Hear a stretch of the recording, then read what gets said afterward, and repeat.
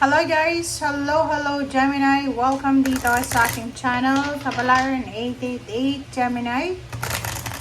Alamin natin kung anong messages, vibration, gabay energy para sa lahat ng Gemini. Ito ay general reading. Alamin natin Gemini kung anong message para sa'yo. So, I hope na makaresonate ka dito. Okay, first card natin is Fag In. Wow! Gemini, this is the first week of April 2025. Pwedeng ikaw ay may iniisip na pagta-travel, paglilipat ng bahay, decision making, or gusto mong gawin. Dito sinasabi na kung masyado kang nagmamadali, go slow and take time. So, kailangan mo magdahan-dahan. Ay, hindi lang ikaw, Gemini, yung pinagsasabihan ng ganito. Kasi lahat ng zodiac signs, kahit panoorin mo, lalo yung mga earth signs, Virgo, Capricorn, and Taurus, and then water sign, sinasabi sa kanila na, like you din, ganito din, na sinasabi, go slow and take time. Magdahan-dahan. Kasi yun yung pinaka magagawa mo sa ngayon. Huwag tayong maging aggressive. Huwag nating kontrolin yung sitwasyon. Okay.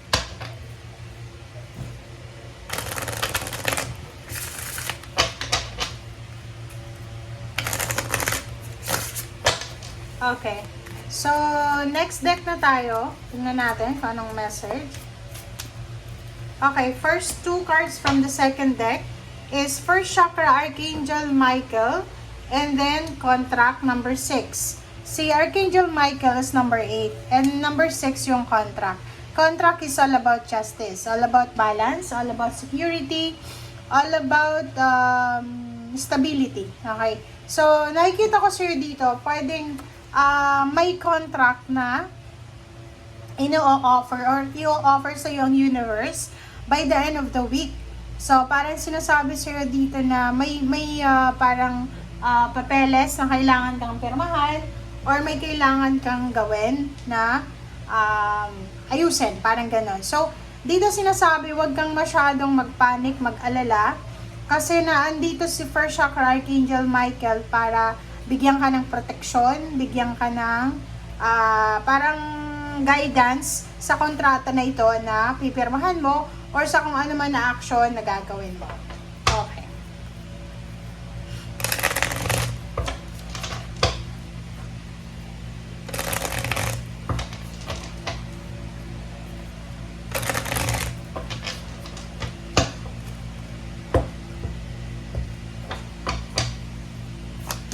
Okay, Five of Cups. Itong Five of Cups is all about failures, mistakes, regrets. So, sinasabi ng baraha sa'yo dito na mag-iingat ka, Gemini, kasi yung Five of Cups na to is sinasabi sa'yo na, tawag dyan, sinasabi ng Five of Cups na to na para hindi ka magsisi sa bandang huli, kailangan mong maghintay, diba? Kailangan mong maghintay. Okay. Next card is Priestess, High Priestess. Makinig tayo sa sinasabi ng ating intuition. Makinig tayo sa instinct natin kasi yun yung importante. King of Wands. So, sinasabi ng baraha sa'yo dito yun. Pwedeng may contract signing na paparating. Kontrata sa bahay, sa lupa, sa sakyan, or kung saan pa man ang posibleng darating.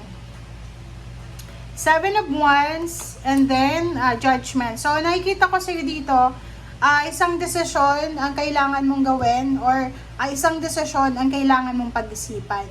So, nakikita ko sa'yo dito na kailangan mo tong gawin as soon as possible, but make sure na magdahan-dahan tayo. Mahirap sabihin na magdahan-dahan ka pero gawin mo siya as soon as possible. Yung parang gagawin mo siya, but pag-iisipan mo kung tama ba to or dahan-dahan lang, and Ace of Swords, sinasabi na huwag tayong gumawa ng action kung hindi kompleto yung information. Like yun, contract signing, may pipirmahan kang kontrata, ay ipipresent sa'yo yung contract. Kung hindi naman yun, hindi mo alam kung ano talaga yung pinipirmahan mo, huwag kang pipirma. Diba? Parang ganun lang yan. Six of Coins is financial freedom, financial balance. So, sinasabi ng baraha sa'yo dito na left and right, may pera na parating. So, nakikita ko sa'yo dito, pwedeng may matatanggap kang pera or may pagkakataon ka na makapag-share ng iyong resources, money, or blessings. Okay, Ace of Coins, diba? So, nakikita ko sir dito, Gemini, may isang tao na pwedeng Earth signs, Virgo, Capricorn, or Taurus, or kung sino man na zodiac sign siya, na posibleng mag-offer siya sa'yo ng work, or business, or collaboration, or attachment, or financial help. Okay. Next is Hermit. So, ato na naman yung Hermit. Hermit is fog in.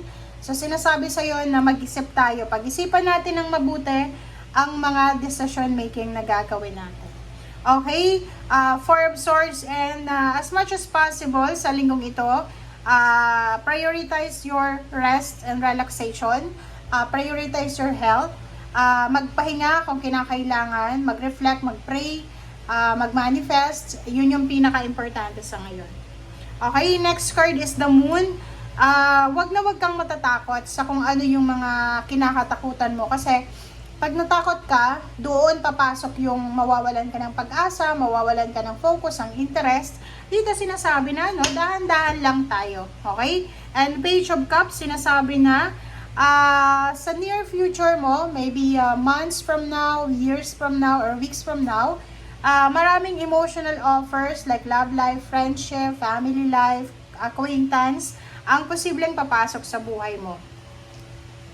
Knight of Cups, if you're single, sinasabi ng barahan na may paparating na pera. So, single ka, yung perang ito na paparating sa'yo is from your manliligaw, or pwedeng yung nanliligaw sa'yo ay hindi lang love life yung ino-offer, kundi pera din. Okay, so Knight of Swords, ang daming information, maraming communication, information ang darating sa'yo. Okay, so Chariot card is all about success, all about new beginnings, all about financial balance, all about anything na successful siya. Knight of Wands, yun, it's exciting offer, exciting travel, exciting new beginnings, exciting na, kumbaga, outcome ito na paparating sa'yo. Okay, and have faith. So, dito sinasabi ng baraha, last card mo to, plus sa ilalim mo is the Sun. Sinasabi, have faith. Kailangan magtiwala, trust God, trust yourself, trust the universe, na lahat ng mga nangyayari sa ngayon ay may dahilan. Have faith na parating na sa'yo yung the Sun. Have faith na parating na yung ligaya, yung fulfillment, yung achievements, yung satisfaction, yung clarity, yung lahat. And you are protected, you are guided, you are loved ng ating Panginoon, ng universe, ng ating spiritual helpers and guides, especially ni Archangel Michael. Okay? Thank you guys for watching. Bye!